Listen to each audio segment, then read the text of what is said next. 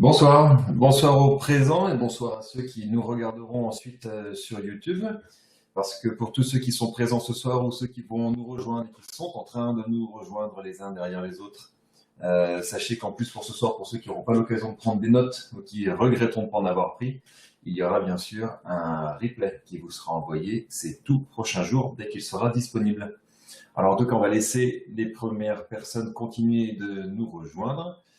Merci d'être venu participer ce soir à une séance qui, pour ceux qui me connaissent parmi vous, va concerner cette fois-ci l'analyse globale de vos finances personnelles. Ceux qui sont là et qui me connaissent savent que j'ai une préférence pour tout ce qui sera investissement type trading boursier, mais que justement je remets le compte de trading de bourse dans le contexte de mon patrimoine global. Et c'est ce que je vous propose de vous présenter ce soir, c'est quelle approche j'applique, tant sur mes finances personnelles que d'ailleurs sur mes finances professionnelles. Alors, sans plus tarder, on va avancer directement vers la présentation. Donc, je vais vous partager mon écran. Hop. Et on y va pour la présentation. Alors, pour ce soir, comment les choses vont se dérouler et le sujet sur lequel nous allons avancer en particulier, il y en a d'autres qu'on pourrait voir, mais on va cibler ce soir en particulier donc l'analyse et les solutions d'amélioration de vos finances personnelles. Alors on va revenir sur ce concept de finances personnelles, on va évoquer moi ce que je mets dans le panier de finances personnelles, mais avant toute chose, donc en 3 points pour ce soir. Je vais commencer par me présenter parce que même si certains d'entre vous ce soir me connaissent, d'autres ne me connaissent pas. On n'a pas encore eu l'occasion d'échanger, que ce soit Skype, téléphone, email ou n'importe. Il y a des parfaits nouveaux ce soir. Donc je vous propose de faire un rapide récap sur qui je suis, d'où je viens, le parcours. Ensuite, on fera un gros passage sur ce que je vous propose d'avoir comme regard sur vos finances personnelles, à savoir les gérer comme on gère une entreprise. Je vous expliquerai d'où me vient cette approche et quels sont en particulier les 2 chiffres simples et clés que vous allez piloter dans vos finances, que vous pourrez piloter vous-même d'ailleurs à la fin de cette entrevue. Et puis on terminera bien sûr avec un cas pratique. Il y a beaucoup de cas, je pourrais vous présenter plein de cas différents. Je vais en prendre un qui rassemble certaines problématiques et si dans la phase des questions-réponses, certaines personnes veulent aller plus loin, alors à ce moment-là, peut-être, on fleurira davantage. Alors, pour ceux qui ne me connaissent pas, ceux qui me connaissent, excusez-moi pour la redite, mais pour ceux qui ne me connaissent pas, je vais simplement vous présenter rapidement mon parcours et vous donner quelques retours d'expérience, notamment d'investisseurs avec qui je travaille. Donc, mon nom est Thomas Ducret, je suis basé à Dijon. Et la plupart d'entre vous, ceux qui me connaissaient ou qui avaient entendu parler de moi, me connaissent pour être plutôt spécialisé dans le domaine des revenus boursiers. Comment mettre en place des portefeuilles boursiers qui vous génèrent des revenus mensuels. Alors, pour la petite histoire et pour donner le sourire, le parcours, c'est tondeur de gazon, initialement, puis pharmacien de mes études, et désormais investisseur, puisque de pharmacie, il n'y a plus, mon parcours s'est arrêté. Donc quand j'étais enfant, jusqu'à l'âge de 12 ans, pour gagner mon argent de poche, le deal avec notamment donc, ma mère, puisque je vivais avec des parents divorcés, donc je vivais chez ma mère, je tondais le gazon de façon récurrente et ma passion était le karting. Je me lançais dans des compétitions au niveau de ma région, de la Bourgogne et Bourgogne-Franche-Comté, et je voulais financer mes courses, donc je tondais le gazon. Mais à l'époque, 30 francs, parce qu'on parlait de francs à l'époque, 30 francs pour tondre le gazon, ça ne suffisait pas. Donc en fait, ma mère m'a proposé un deal, elle m'a proposé d'investir en bourse. Alors vous savez qu'à 12 ans, on n'a pas le droit, mais elle m'a proposé un deal, elle m'a dit, voilà, on va prendre une partie de tes sous, si tu es motivé, si tu as envie, et on va l'investir, puisque France Télécom à l'époque devenait privé, donc il y avait un lancement en bourse, et elle m'a proposé d'investir sur ce lancement en bourse. L'anecdote est qu'au bout de 3-4 semaines, ne sachant pas du tout de quoi il s'agissait, la bourse, je découvrais, je demandais du coup combien valent les actions que j'ai achetées, maman. Donc on a fait comme si je lui avais donné 500 francs à l'époque. Et l'anecdote ne dira pas si elle a vraiment passé l'ordre de bourse. À mon avis, c'est tout à fait faux, elle ne l'a pas passé. Mais elle m'a dit que maintenant, mon investissement valait 800 francs. Il y avait donc un gain de 300 francs à l'époque. Et pour moi, 300 francs, c'était forcément énorme quand on a 12 ans. Mais surtout, ça représentait 10 tontes. Et quand ma mère me voyait tondre plus rapidement, je me disais, moi, c'est 10 semaines de travail. Donc, j'ai vite compris que l'investissement allait devenir un de mes plus proches alliés. Entre-temps, le parcours a voulu que je passe par un doctorat en pharmacie qui m'a amené à travailler beaucoup à l'étranger, notamment dans les laboratoires. Secteur que j'ai abandonné pour acheter ma propre pharmacie dans la proche banlieue de Dijon, avec une équipe, une vingtaine de personnes dans l'équipe, 600 ou 700 clients jour. Donc c'était une belle structure. Mais les premières amours sont revenues vraiment sur le devant de la scène quand j'ai vraiment choisi de me reconsacrer totalement à l'investissement et à mes projets personnels, puisque en fait, depuis l'âge de 12 ans, je n'ai jamais arrêté d'investir. Et pour la petite anecdote, quand j'ai eu mon diplôme de docteur en pharmacie, la première chose que j'ai faite, c'est un tour du monde pendant 2 ans, grâce notamment à mes placements, aux fruits de mes placements, à ce que j'avais appris à faire, parce que bien sûr, je n'ai pas eu que des réussites. J'ai eu quelques gamelles, mais plus de gamelles que réussites, et ça m'a notamment permis de m'offrir les rêves que j'avais au lendemain de mes études, à savoir faire le tour du monde. Donc les photos là sont des photos perso, c'est pas des copier-coller d'internet. Quand vous voyez le Taj Mahal sur la droite, donc je vous invite à aller visiter l'Inde et le Taj Mahal. C'est sûrement une des plus belles rencontres que j'ai jamais réalisées. Et puis le karting il a un peu grandi, donc c'est devenu de la Formule Renault. Et donc là j'ai un proche ami qui m'a laissé sa voiture, et vous voyez au volant, alors j'ai l'air un peu concentré là, mais c'est bien moi au volant, voilà. L'idée de transformer ce que vous gagnez, ce que vous mettez en place dans le réel, et non pas de rester dans le virtuel de votre argent sur vos comptes. Et je vois que Daniel nous fait coucou. Bonsoir Daniel. Bonsoir Daniel qui nous rejoint, avec qui on discutait tout à fait récemment. D'ailleurs, ça me perd, j'allais dire Daniel qui n'est pas encore parti. Daniel fait partie des personnes avec qui on peut échanger. Si vous voulez après discuter dans le chat, on peut avoir des échanges. Si tu veux d'ailleurs corroborer ce que je suis en train de dire, n'hésite pas, puisqu'on a déjà bien avancé ensemble.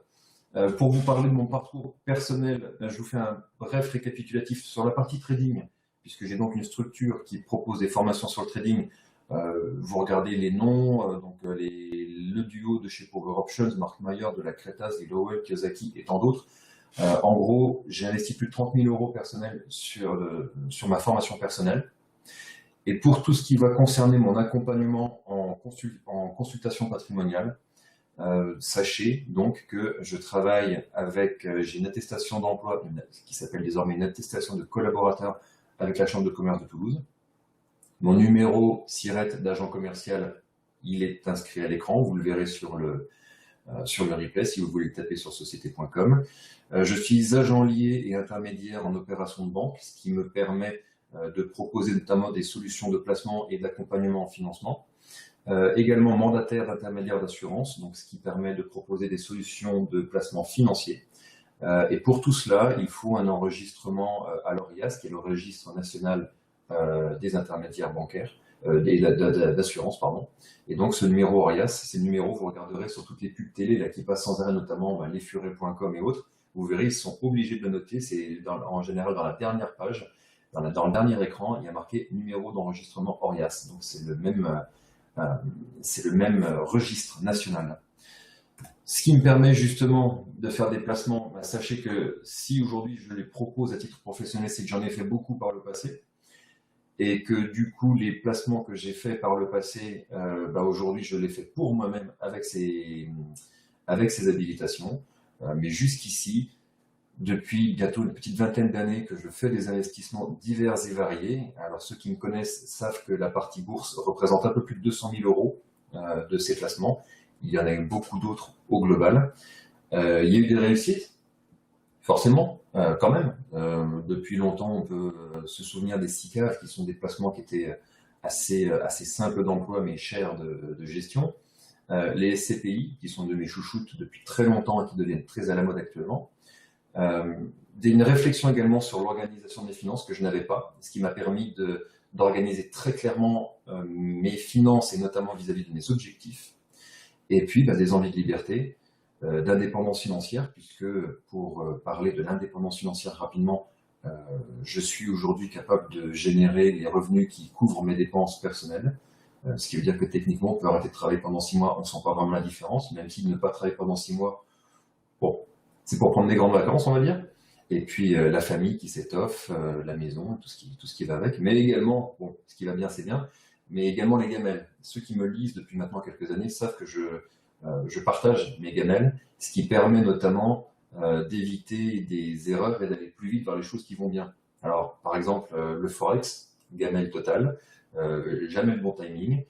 Un faible capital fait faire des bêtises, notamment quand vous avez un PEA dont les frais de gestion coûtent cher.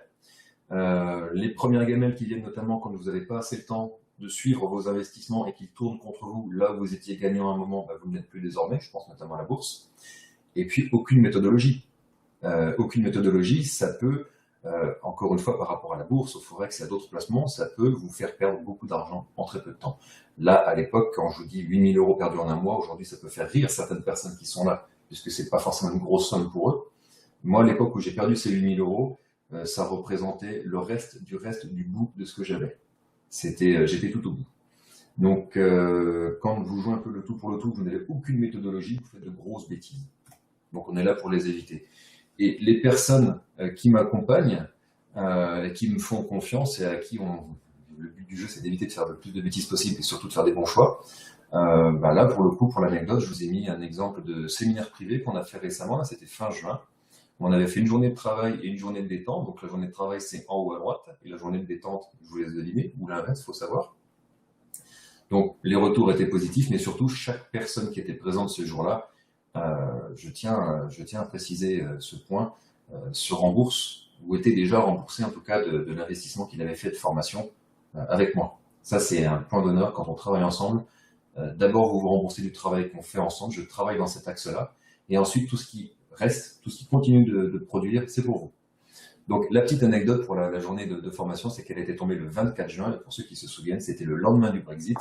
Donc ça permettait de mettre vraiment en face de la réalité les méthodologies de travail que j'explique, notamment là en bourse, parce qu'il y a eu forcément des gros mouvements ce jour-là, et ça a permis de faire rire un peu tout le monde, parce que les choses sont passées totalement de façon quasiment anecdotique ce jour-là, et les gains boursiers que j'avais générés depuis le début de l'année ont été transformés dans une tablée, dans une très bonne table aux alentours de Dijon, c'est à Fissin, et c'est, vous voyez, le long des vignes. D'ailleurs, le vin rouge qui est dans les verres vient directement du monopole qui est juste à côté. Donc, le travail qu'on fait ensemble, il y a ensuite des rencontres. Je peux mettre plein de photos, plein d'anecdotes, mais sachez que le but du jeu, c'est également d'entretenir une relation de travail, une relation d'échange de la meilleure qualité possible. Alors, voilà pour la présentation, mais entrons maintenant dans le vif du sujet par rapport à ce qui nous intéresse ce soir. C'est comment je vous propose de gérer vos finances personnelles à la façon d'une entreprise. Cette réflexion, je l'ai en tête depuis très longtemps et elle m'a été confirmée quand j'ai eu l'occasion de gérer pendant quelques années une entreprise qui générait un chiffre d'affaires d'un peu plus, excuse-moi si j'oublie de réfléchir, mais d'un peu plus de 4,5 millions. Il y avait à peu près 4 600 000 euros, une vingtaine de personnes, donc vous imaginez des stocks et surtout des chiffres. Voici les 4 étapes que je vous propose d'observer. Elles sont simples, elles sont peut-être évidentes, mais elles sont efficaces. Et elles atterrissent à 2 chiffres qui sont à mes yeux, avec le retour client actuel, qui sont les 2 seuls chiffres qui sont le nerf de la guerre. Quelle que soit la remarque que vous ferez, elle remontera à un moment ou à un autre à l'un de ces 2 chiffres. D'emblée de jeu, vous savez que j'y suis attaché, pour ceux qui me connaissent. Les 2 premières étapes, ça va être d'identifier d'une part les recettes et d'autre part les dépenses. On est dans le monde de l'entreprise. Dans le monde de l'entreprise, les recettes, qu'est-ce que ça va être? Ça va être votre chiffre d'affaires, vos ventes. Et les dépenses, encore une fois, dans le cadre d'une entreprise, vos charges, vos frais de structure, votre fiscalité, les dépenses courantes. Mais quand vous faites recettes moins dépenses, dans une entreprise, ça s'appelle un compte de résultat, tout simplement. Et le résultat d'une entreprise, je rappelle, ne confondez pas avec un bénéfice. le résultat d'une entreprise, c'est ce qu'on appelle un résultat d'exploitation. Alors, on n'est pas là pour faire un topo sur la gestion financière d'entreprise. Je voudrais juste attirer votre attention sur le fait que quand vous avez un compte de résultat négatif, et de façon récurrente dans le temps, normalement, c'est le dépôt de bilan. Donc, une entreprise, c'est le dépôt de bilan. Le parallèle, vous le faites de suite. Identifiez chez vous vos recettes et vos dépenses. Donc, vos recettes, qu'est-ce que ce sera en général? Vos salaires, vos pensions de retraite, pour certains, les allocations. Il y a des allocations, on parle toujours des allocs, comme on dit, mais il y a certains investisseurs qui qui sont des personnes handicapées qui touchent des allocations handicap. Il y a les personnes qui sont propriétaires de stock options d'entreprises qui touchent des dividendes en recettes, donc les recettes de placement financier, placement immobilier, vos loyers et vos dépenses. Alors les dépenses en général dans les foyers, on commence en général par la fiscalité, les impôts, tous les frais de maison, le loyer ou le crédit de la maison, l'EDF, l'internet, le gaz, l'eau, tout ce qui tourne autour de la voiture et de votre rythme de vie. Identifiez clairement vos recettes et vos dépenses et vous arriverez à ce premier chiffre qui est le chiffre clé, qui est vraiment une clé de voûte, c'est l'évidence même, mais il faut vraiment l'identifier et le calculer. C'est votre cash flow. Aujourd'hui, on appelle ça un cash flow, certains l'appellent le bénéfice net mensuel. Restons sur le terme de cash flow, ça évoque de plus en plus de choses, il y a de plus en plus de personnes en France, c'est un terme anglais, et on l'utilise notamment en gestion de finances d'entreprise. Si ce cash flow est positif, alors j'imagine que vous pouvez grandir, puisque vous êtes plutôt en train de gagner de l'argent tous les mois, vous êtes en train d'en épargner, pour être plus clair. Si votre cash flow est égal à 0, ça va être compliqué d'avancer, mais au moins vous ne reculerez pas. Et malheureusement, si votre cash flow est négatif, c'est-à-dire que vous dépensez plus que vous ne gagnez, alors vous risquez de couler. Alors je précise bien, quoique, parce qu'il se trouve que dans certains investisseurs avec qui je travaille, quelqu'un qui va avoir un cash flow négatif, il n'y a pas 36 solutions. Soit on part d'une personne qui a du capital et qui donc est en train de taper dans le capital, je pense en général à des jeunes retraités qui ont une perte de salaire, ou alors, malheureusement, ce sont des personnes qui n'ont, pas de capital, et deux, qui dépensent plus qu'ils ne gagnent, et là, par contre, on a des problèmes assez rapidement en général. Étape 3 et étape 4, identifier dans une entreprise ses actifs et ses passifs, ou son passif.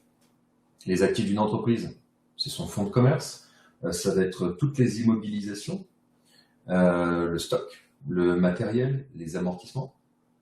En gros, c'est ce qui a de la valeur dans l'entreprise, et les passifs, ce sont donc les capitaux propres, les gains non reversés, ce que vous-même avez apporté dans votre entreprise, les dettes latentes, les comptes fournisseurs non payés. En gros, c'est ce qui finance ce qu'il y a dans votre entreprise. Donc d'un côté, vous avez les actifs, ce qui a de la valeur et ce qui est censé en générer avec l'activité qui peut en découler, du fait d'avoir du stock, du matériel, vous avez des ventes. Et de l'autre côté, le passif, ce qui vous a permis d'acheter notamment ce stock, ce matériel, ces ventes, donc vos crédits, vos dettes personnelles, vos apports, votre trésorerie. Dans une entreprise, c'est ce qu'on va appeler un bilan comptable. Alors, dans le cadre de l'entreprise, un bilan est normalement équilibré, il y a autant d'actifs que de passifs. On dit que le bilan est donc équilibré. Pourquoi? Je vais faire une image très simple.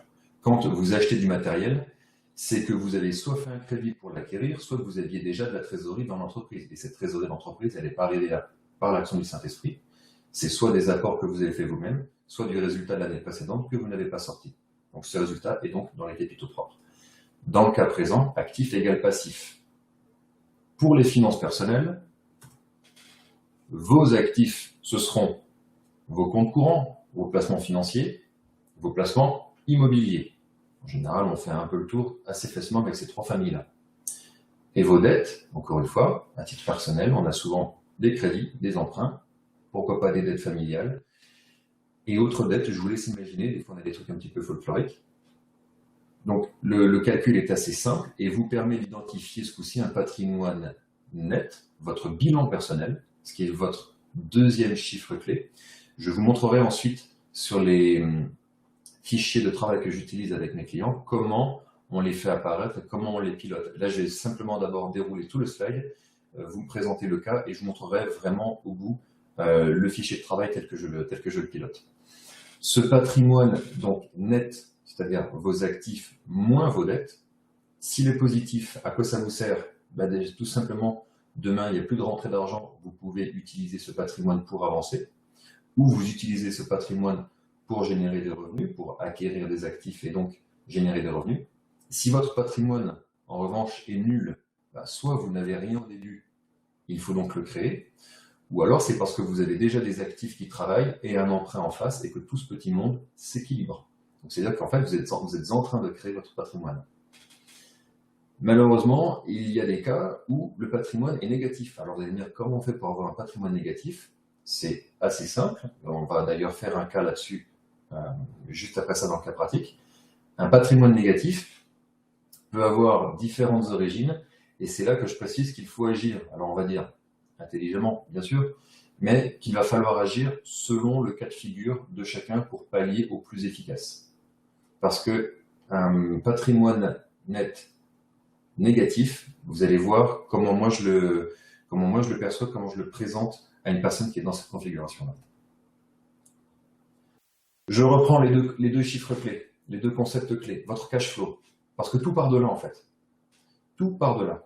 Si vos recettes, on reprend le cash flow, recettes moins dépenses, si vos recettes sont supérieures à vos dépenses, alors actuellement, qu'est-ce que vous faites de cet excédent? Est-ce que vous l'utilisez pour faire des placements, pour vous faire plaisir et acquérir des biens, partir en vacances, ou est-ce que vous l'utilisez peut-être pour rembourser vos dettes? À quoi sert cet excédent? Comment le mettez-vous à contribution? Si vos recettes égalent vos dépenses, c'est là que je dis attention, c'est un équilibre qui est fragile. Aujourd'hui, j'ai du mal à croire que le coût de la vie baisse, on a plutôt tendance à croire qu'il augmente, même si l'inflation est relativement nulle, mais le coût de la vie a tendance à augmenter, donc si vos recettes égalent tout pile poil vos dépenses, c'est un équilibre qui ne dure pas en général. Et enfin, dernier cas, bien sûr, si vos recettes sont inférieures à vos dépenses, alors c'est que normalement vous êtes en train de vivre au-dessus de vos moyens, et c'est le cas de cette cas de figure que je vous évoquais. Vous êtes dans le cadre d'une perte de salaire, vous êtes en fin de droit, un départ en retraite, c'est-à-dire que votre rentrée mensuelle a été divisée par 4, ou alors vous vous retrouvez avec un crédit à la consommation, avec des configurations telles qu'on les a connues il y a quelques années où les intérêts commencent à galoper, ce qui n'est plus le cas aujourd'hui bien sûr, pas beaucoup mais en tout cas. En tout cas, votre cash flow, c'est vraiment une clé de voûte dans toute cette situation. Il va de soi, vous allez me dire, il va de soi qu'il vaut mieux dépenser moins que ce qu'on gagne. Et pourtant, moins d'une personne sur deux dans les investisseurs avec qui je travaille se trouvent dans ce cas de figure où les recettes sont supérieures aux dépenses. C'est-à-dire que à peu près 2 personnes sur 3 dépensent plus qu'elles ne gagnent. Vous allez me dire, mais comment elles font? Soit elles ont du capital de départ, soit elles ont un conjoint, soit elles ne se rendent pas compte, auquel cas il y a la famille qui est derrière, et ça arrive malheureusement de plus en plus souvent, notamment vers les plus en plus jeunes d'entre nous, j'ai encore eu le cas ce matin. Donc, le cash flow, c'est vraiment un départ, un gros point de départ. Mais j'utilise quand même à côté en parallèle le patrimoine net. Pourquoi? Parce que, encore une fois, c'est votre tranquillité. Si votre patrimoine est positif, c'est que vous êtes plus actif que de dettes. Alors maintenant, la question, c'est comment rentabiliser ce patrimoine. Parce que l'idée, c'est qu'il y a des placements qui vont vous permettre de générer des revenus et donc d'augmenter votre cash flow. Donc, ça veut dire que si votre cash flow était négatif, mais que vous avez du patrimoine, alors on peut faire quelque chose. Quelque part, le patrimoine vient en second, derrière le cash flow, il vient en appui par rapport au cash flow. Quelqu'un peut avoir une mauvaise situation de cash flow, mais grâce à son patrimoine, on va pouvoir faire quelque chose. Si les actifs égalent les dettes, alors encore une fois, c'est le principe d'un équilibre fragile. Fragile, sauf dans le cas où, bien sûr, c'est quelqu'un qui est avec un cash flow positif ou qui est en train de rembourser des crédits, auquel cas, tous les mois, le remboursement de crédit fait du remboursement de capital, et donc, vos dettes diminuent, et donc, les actifs deviennent supérieurs aux dettes. Ça, c'est plutôt un cas agréable, que certains clients vivent, et que je vais vous présenter d'ailleurs dans le cas concret de tout à l'heure. Et puis maintenant, si vos actifs sont inférieurs à vos dettes, ma vision de la chose, c'est donc un patrimoine négatif, c'est que vous êtes verrouillé à votre travail parce que vous êtes obligé de rembourser. Ça, c'est le genre de cas de figure qu'on rencontre chez les jeunes propriétaires qui vont emprunter sans apport et qui vont acheter une maison peut-être un peu chère. S'ils veulent la revendre, ils se rendent compte que les frais de notaire, entre-temps, ben, ils ne sont pas encore remboursés. Donc, ils vont devoir essayer de vendre la maison un peu plus cher qu'ils ne l'ont acheté pour au moins se rembourser des frais de notaire. Vu l'état du marché immobilier ces dernières années, ça ne s'est pas beaucoup trouvé. Donc, en général, ce sont les jeunes propriétaires, les personnes qui font pas mal d'achats à crédit, qui se retrouvent avec des montants de crédit dus bien supérieurs à ce qu'ils ont. Ça, je pense notamment aux personnes qui s'achètent des grosses voitures. J'ai souvent le cas de personnes qui ont des voitures à 20, 30, 40, 50 000 euros et qui n'ont pas du tout de surface financière et qui sont locataires. Ou alors, et là c'est un autre cas qui est beaucoup plus rare, mais qui arrive, quelqu'un qui a par exemple malheureusement coulé sa boîte, notamment dans la restauration. J'ai des exemples en tête où vous vous retrouvez avec des dettes ou des amendes à payer parce que vous êtes passé au tribunal et que là malheureusement vous êtes dans un cas de figure où vous avez de fortes dettes à rembourser. C'est pour ça que je vous disais tout à l'heure, dans les dettes, il y a les crédits, les emprunts, mais il y a encore d'autres choses qu'on peut imaginer. Donc, cash flow et votre patrimoine, votre tranquillité. Je vous présente un cas pratique, simple. Alors, forcément, je suis obligé d'arrondir les noms, je ne vais pas nommer les personnes, même si la personne en question regardera le replay ce soir, dans les prochains jours, je le sais, et on la salue. Je vais vous montrer par exemple le travail qui a été mené avec une demoiselle, jeune cadre dans l'industrie pharmaceutique, qui avait donc au départ de sa situation, donc on part de janvier 2015, un cash flow agréable, puisqu'il lui restait 3 000 euros à la fin du mois. Ses recettes étaient dues uniquement à son salaire, donc 6 700 euros, et puis ses dépenses personnelles, donc tout le détail de ses dépenses qu'on détaillera tout à l'heure dans le fichier Excel que je vous présenterai. Donc un cash flow positif, par contre un patrimoine net négatif. Alors vous me direz oui, mais avec un cash flow de 3 000 euros, il suffisait de 2-3 mois et le patrimoine redevenait positif. Ça peut sembler mathématiquement simple, mais dans la réalité de quelqu'un qui n'a pas eu d'éducation financière, on peut avoir 6 700 euros de revenus depuis, à l'époque ça faisait 2 ans, et malgré tout, après 2 ans de cash flow très fortement positif, rester sur un patrimoine net très négatif. Donc il fallait reprendre la chose du début. En travaillant notamment avec elle, tout simplement la réallocation de sa trésorerie. C'est-à-dire qu'en fait, pendant 10 mois, là nous sommes en octobre 2015, pendant 10 mois, cette personne n'a fait aucun investissement. On a pratiqué simplement un suivi ensemble et une réallocation de sa trésorerie. Il y a eu ensemble des appels de suivi de simple, on va appeler ça de l'éducation financière. Et en 10 mois, donc le cash flow a légèrement augmenté. Pourquoi? Parce que vous voyez que les recettes ont augmenté et que les dépenses ont légèrement baissé. Donc on est passé de 3 000 à un peu plus de 4 000 euros de cash flow. Et au bout de 10 mois, son patrimoine net était maintenant positif de l'ordre de 14 000 euros. Comment est-ce qu'on a fait ça? Tout simplement en soldant, en avançant dans la récupération de certaines dettes et en redispatchant mensuellement la trésorerie, coup de bol pour le coup, qui est bien heureuse, qui était positive chaque mois, le cash flow était positif. On a réalloué tout simplement ce cash flow, ce qui a permis, en moins d'1 an, d'avoir les 2 chiffres clés dans le positif. Et je vais vous montrer tout à l'heure quelle roue d'investissement vertueuse, cette configuration active, quand on en a conscience, ça peut sembler l'évidence même, mais quand on en a conscience et qu'on replace cette situation dans une mécanique de trésorerie, alors de très jolies choses commencent à se mettre en place. Je continue avec cette personne. Nous sommes en juin 2016, donc il y a quelques mois. Pour ça, je vous dis un cas actuel, puisqu'on est en plein dedans avec elle, justement. En juin 2016, son cash flow a baissé. Alors vous allez me dire pourquoi et comment? Tout simplement parce que vous voyez que les recettes n'ont pas bougé, mais les dépenses ont sensiblement augmenté. Et cela dû à 2 choses. Petit 1, sa fiscalité a fortement augmenté. Quand on a des salaires comme le sien et en augmentation et qu'on bénéficiait de certaines petites choses avant et qu'on n'en bénéficie plus aujourd'hui, la fiscalité augmente. Donc prise en considération de la fiscalité, pour elle, c'était une révélation. Il fallait la travailler, même s'il n'en avait pas conscience proprement parlé. Le patrimoine net a continué de grimper gentiment, mais regardez dans la ligne actifs moins dette.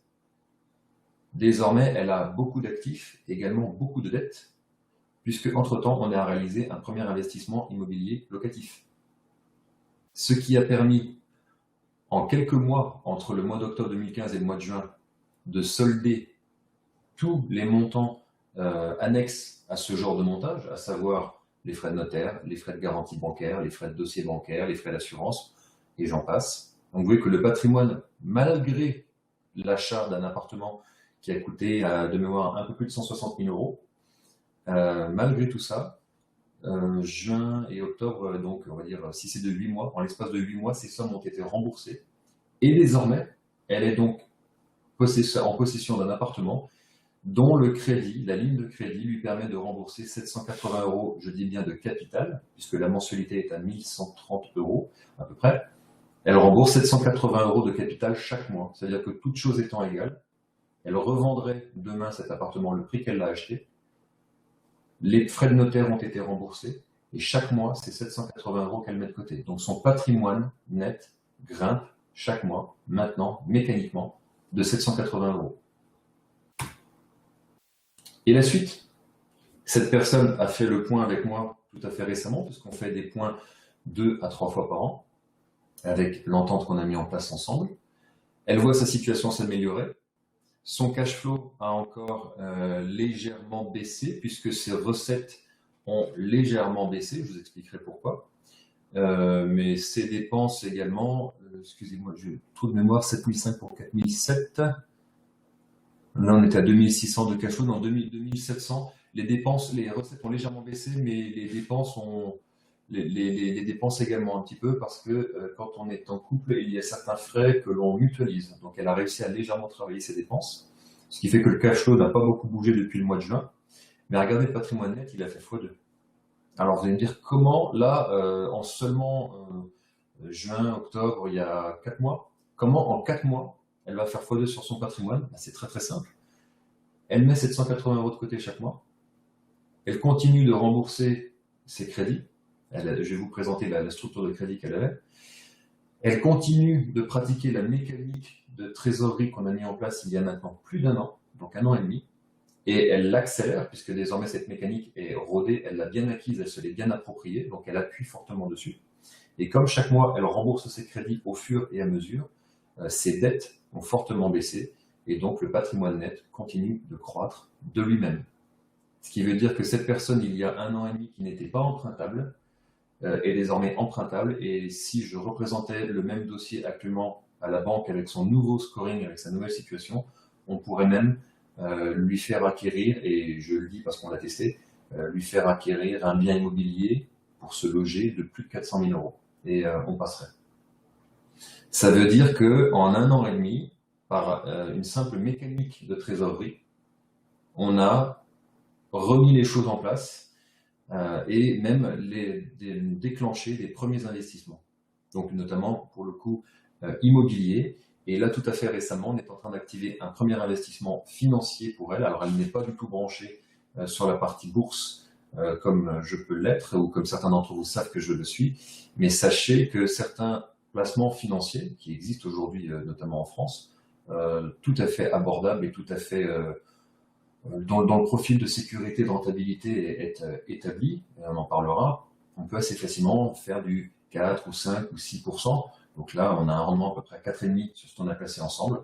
Et c'est pareil, on va continuer d'aller décupler la rentabilité de ces placements. Et je vais vous montrer pourquoi on choisit des rendements de 4,5%. Alors, on fait simplement le topo, le bilan de 21 mois de travail avec cette personne. On partait d'un cash flow d'un peu plus de 3 000 euros, on atterrit à un cash flow de 2 700 euros, donc un cash flow abîmé, dégradé, donc notamment dû au fait qu'on a mis en place un investissement immobilier locatif important, et que son statut d'emprunteur vis-à-vis de sa banque ne lui permettait pas de déclencher certains crédits qui auraient été plus avantageux. Donc là, maintenant, on va aller travailler à récupérer ensemble les 300 euros de cash flow qu'elle a perdu avec le crédit que lui a fait son banquier. Mais en attendant, son patrimoine est passé de moins 7 000 euros à plus 33 000 euros, ce qui fait du 40 000 euros de croissance. là, elle me dit que de sa vie, elle n'a jamais eu autant d'argent. On parle de quelqu'un qui gagne plus de 7 000 euros par mois, qui n'a jamais su mettre 30 000 euros de côté. Pour le commun des mortels, quelqu'un qui gagne 7 000 euros par mois, on se dit, allez, 6 x 7, 42, allez, en 6 mois, en une demi-année, elle a 40 000 euros sur ses comptes, donc 30 000, elle a 40 000 euros qui rentrent, donc 30 000, ça devrait être possible. Non, ça ne marche pas comme ça. Les personnes qui ont des fortes rentrées ont aussi de fortes sorties. C'est un problème. Certains diront que c'est un problème de riche. Mais la mécanique est la même, que vous gagnez 7 500 euros par mois, où j'ai eu le cas ce matin, pour quelqu'un qui gagne 750 euros par mois. La mécanique est la même, c'est juste la virgule qui se déplace. Donc, comment on a fait ça? On a simplement suivi de façon régulière sa situation financière, à savoir entre 2 et 3 fois par an. Un premier investissement immobilier locatif choisi, mûri, financé, avec des pour et des contre, des plus et des moins dans ce financement, mais les plus et les moins sont validés, et ils seront renégociés et retravaillés au fil du temps. Elle a déclenché, en termes de cash flow, 490 euros de revenus passifs grâce au loyer de son appartement qu'elle met en gestion. Elle ne le gère pas, donc c'est loyer moins frais de gestion.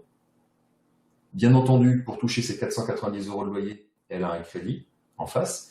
Ce crédit lui permet de rembourser plus de 780 euros de capital chaque mois. Donc là, on est en train de faire du patrimoine. Donc les deux chiffres clés sont travaillés dans son cas. Et puis désormais, un premier investissement financier en cours. Alors, vous allez me dire, c'est un peu un cas joli. Thomas, tu nous as mis un cas facile. Alors non, je ne vous ai pas mis un cas facile, puisque cette personne, je vous le dis, gagnait très très bien sa vie. Elle gagnait plus de 6 000 euros par mois depuis 2 ans. Et pourtant, son patrimoine ne décollait pas. Elle avait pourtant un très beau cash flow et pourtant son patrimoine ne décollait pas. Elle n'avait pas d'investissement. Et je vais vous montrer, à la fin de ce déroulé, je vais vous montrer le détail de sa situation que j'ai simplement gommé de la réalité des chiffres et des placements qu'elle faisait. On va voir le détail de sa structure. Vous allez voir que il n'y avait rien de grave, mais pourtant, on n'arrivait pas, avec plus de 6 000 euros à l'époque de salaire, à générer du patrimoine. Certains vont trouver ça aberrant, d'autres trouver ça normal, d'autres choquant. J'ai des cas de figure avec des chiffres beaucoup moins forts, mais la mécanique est la même. Alors, la question que j'ai envie de vous poser à vous ce soir, qui êtes venu participer en direct à cet échange, c'est vous, qu'allez-vous faire avec vos finances personnelles cette année? Qu'est-ce qui va vous faire avancer? Qu'est-ce qui va vous motiver? Je sais que certains d'entre vous ont des attentes en termes de compréhension d'investissement type bourse, PEA. Ceux qui ont rempli le questionnaire que j'ai envoyé dans les emails d'invitation, et je vous en remercie, et vous serez les premiers à avoir des retours de ma part par rapport à ce que je vais vous proposer. Il y a des questions, notamment en termes de une simple amélioration de la situation actuelle. Et il n'est vraiment pas compliqué d'améliorer la situation quand on ne connaît pas les outils. Je vais vous présenter les outils, mais vous qui me connaissez, pour certains d'entre vous qui me connaissez, vous savez que je travaille d'abord sur le pourquoi. Pourquoi on veut avancer? Après le comment, les outils, c'est une boîte à outils. On l'ouvre et on choisit. Mais pourquoi vous voulez avancer? Alors, ce qu'a fait cette personne avec moi, et ce que font les autres investisseurs qui, pour certains, sont présents ce soir en direct, c'est vous aider, vous accompagner à mettre en place votre propre stratégie, votre propre mécanique de trésorerie. Et pour cela, chaque personne a une situation qui lui est propre, des possibilités de temps, une crainte du risque d'investir, et puis une situation de capital de départ qui est différente pour chacun. Là, je vous ai présenté le cas d'une personne qui avait un capital négatif. Donc, ça laisse des perspectives pour des personnes qui ont un capital positif. L'objectif, mon but, quand on met en place une entente ensemble de suivi de travail, c'est que vous repreniez en main vos finances personnelles. La mécanique que je vous enseigne, elle est valable pour tous les pays, pour tout ce que vous voulez. Je l'utilise à titre personnel, je suis mon propre premier client. Je l'utilise dans la gestion de la trésorerie de mon entreprise. Et je mets un point d'honneur, et je vais rappeler là en bas de ce slide, à travailler avec des personnes dans le but de se rembourser de la démarche de travail qu'on fait ensemble. C'est-à-dire que chaque personne qui bosse avec moi récupère bien plus de cash flow ou de patrimoine que l'argent, ou on peut même éventuellement quantifier le temps qu'on va passer ensemble. Alors, sachez que je ne travaille pas avec tout le monde, que j'émets des réserves et que je précise, ceux qui me connaissent savent que je mets des conditions d'acceptation. Les conditions d'acceptation, c'est quoi? C'est tout simple, c'est je veux que vous ayez envie d'avancer, que vous ayez la réelle ambition d'atteindre vos objectifs. Donc on va travailler vos objectifs, on va travailler ce que vous voulez atteindre. Tout aussi important à mes yeux, et pourtant ça peut sembler plus abstrait, je voudrais que vous soyez enseignable et ouvert aux mécaniques et aux outils et aux questions que je vais vous poser, et que vous ayez la ferme intention d'investir sur vous-même, peut-être en argent si vous avez envie d'aller vous offrir de nouvelles formations et d'autres choses, bien sûr, mais même sur vous-même en temps. Prenez le temps de vous poser ponctuellement et de faire un point sur, sur ce secteur qu'on appelle les finances personnelles.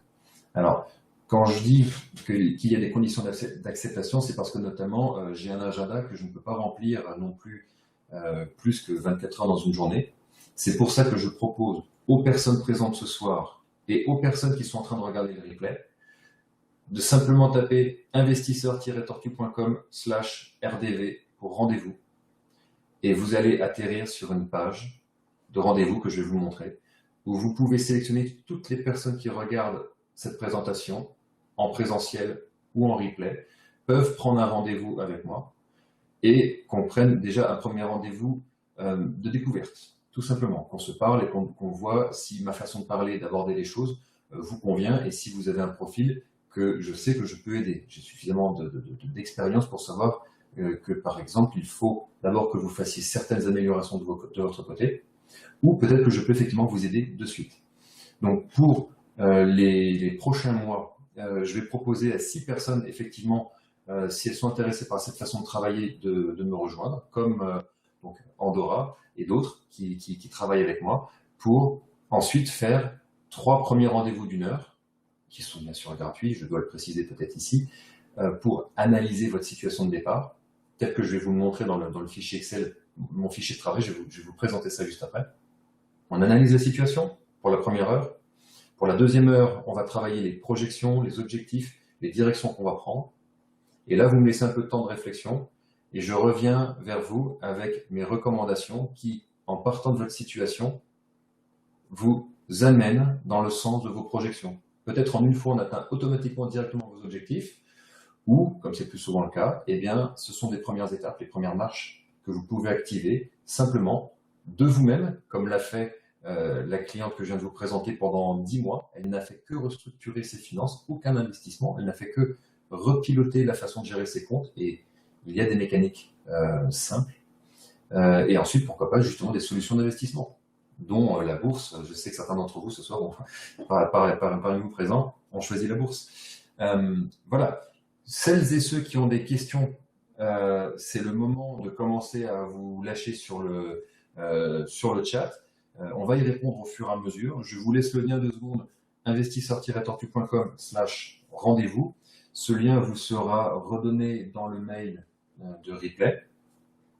Sachez que les personnes qui ont répondu au questionnaire au moment de l'invitation, qui m'ont donné leur nom, prénom et numéro de téléphone pour que je les contacte, seront automatiquement contactées pour les remercier d'avoir fait l'effort de me donner des informations.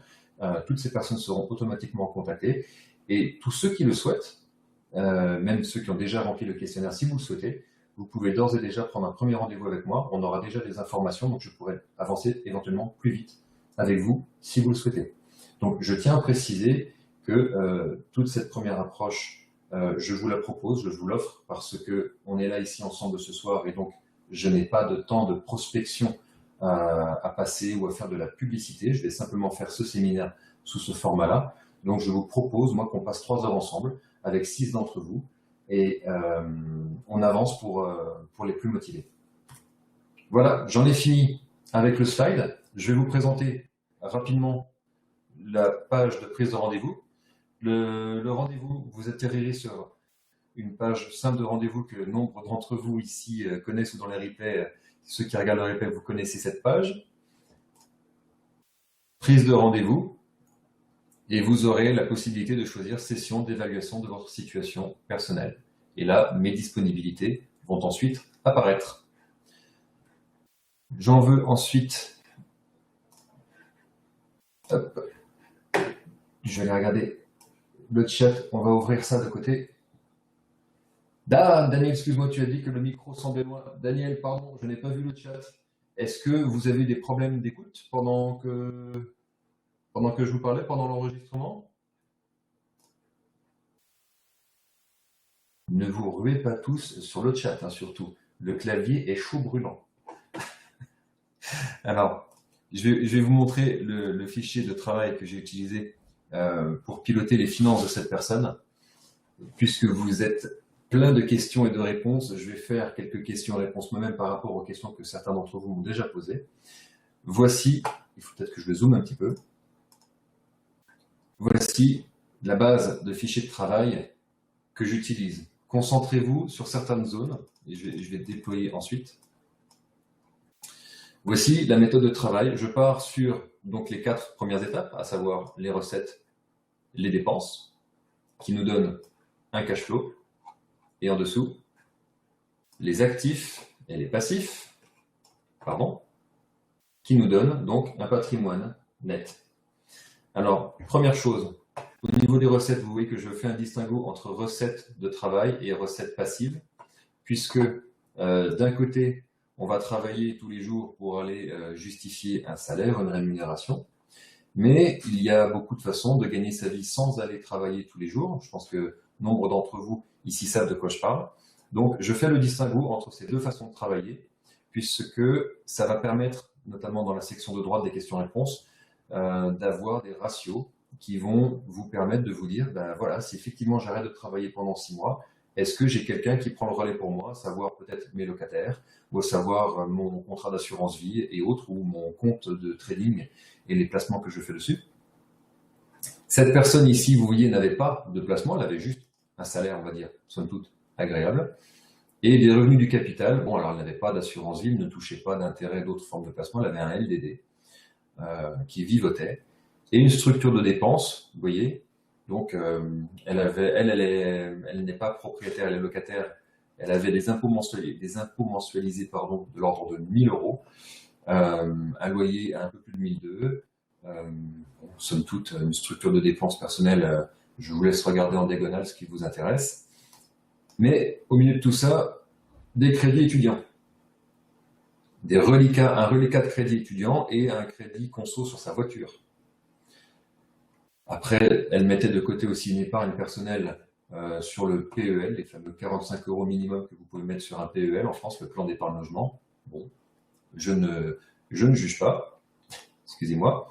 Ceux qui me connaissent savent que je rigole avec le PEL. Il faut savoir pour l'anecdote que le PEL aujourd'hui est le seul placement bancaire qui dépasse encore les 1%. Donc c'est bien de l'avoir parce que c'est ce qui rapporte le plus en banque, mais que le taux que vous obtiendrez avec un plan d'épargne logement, l'idée du plan d'épargne logement, c'est de vous faire obtenir un crédit avec un taux préférentiel. Le taux est réglementé et il est actuellement de 3,15%. Pour vous donner une idée, aujourd'hui, les taux sur 25 ans, on est en dessous de 1,80. On est sur 25 ans, on est à 1,80, 1,90. Donc ça ne sert à rien d'utiliser le PEL pour déclencher un crédit, puisque le taux de crédit que vous obtenez est quasiment 2 fois le taux que vous pouvez obtenir en direct.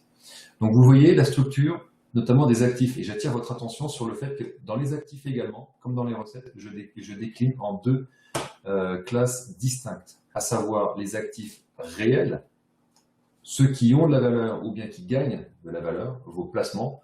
On pourrait argumenter que le compte courant soit ou ne soit pas dans les actifs réels. Mais surtout, j'attire votre attention sur les faux actifs. Les faux actifs, ce sont des choses qui vous coûtent de l'argent ou bien qui perdent de la valeur. Typiquement, votre voiture, sauf à ce que vous ayez des voitures de collection et des modèles qui gagnent de la valeur. Et si c'est le cas, vous m'intéressez parce que la passion que j'ai pour les voitures fera qu'on aura des sujets en commun. Mais les voitures, typiquement, perdent de la valeur, tout comme votre maison. C'est pour ça que je l'ai laissée ici, je la considère comme un faux actif. Parce que, même quand vous avez fini de la rembourser, elle continue de vous coûter des sous.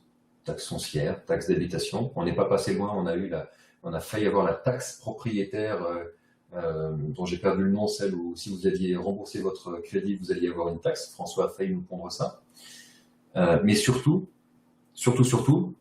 la philosophie, c'est de se dire que il faut que les dettes, donc ici l'équivalent de 7 149 euros, couvrent, pardon, les actifs réels couvrent les dettes. Pourquoi? Parce que si demain vous ne travaillez plus, vos actifs réels ne couvrent pas les dettes et vous devez vendre la maison, vous devez vendre la voiture pour couvrir vos dettes. J'ai malheureusement autour de moi des personnes qui en sont là, qui ont été obligées de vendre leur maison, un peu de temps après de l'avoir construite. C'est un déchire-cœur. Leur enfant, voilà, c'était sa maison où il grandissait. Donc, je mets un point d'honneur à ce qu'il y ait une distinction entre réel et faux actifs, puisqu'on travaille toujours dans l'esprit de ne pas vendre la voiture ou de ne pas vendre la maison pour réaliser des projets, pour solder les dettes. Donc, vous comprenez pourquoi, désormais, la valeur nette de ces actifs réels était négative selon mon point de vue. Selon le point de vue de son banquier, il était peut-être de 16 000 euros. C'est quoi 16 000 euros? C'est les actifs globaux moins les dettes. À vous de chiffrer si une voiture, à un instant T, elle vaut 24 000. C'est un reliquat. Elle vaut plus, elle vaut moins, elle vaut surtout le prix que quelqu'un est prêt à vouloir acheter. Donc c'est une valeur très, très, très, très, très ambiguë. C'est comme une maison. Essayez de vendre une maison dans l'urgence quand vous avez besoin de la vendre. Le prix que vous en attendez et le prix que vous la vendrez, en général, il y a un décrochement. Donc, on pourrait considérer qu'elle avait un patrimoine net de 16 800 euros avec cette façon de calculer. Mais à ce moment-là, je vais faire un petit saut rapide jusqu'au mois d'août. Ça veut dire que son patrimoine final est donc de 57 000 euros et non plus de 33 000, puisqu'on va garder la valeur de la voiture dedans, toutes choses étant égales. Donc, si je prends le setup de départ, on a donc un cash flow mensuel positif, mais un patrimoine négatif.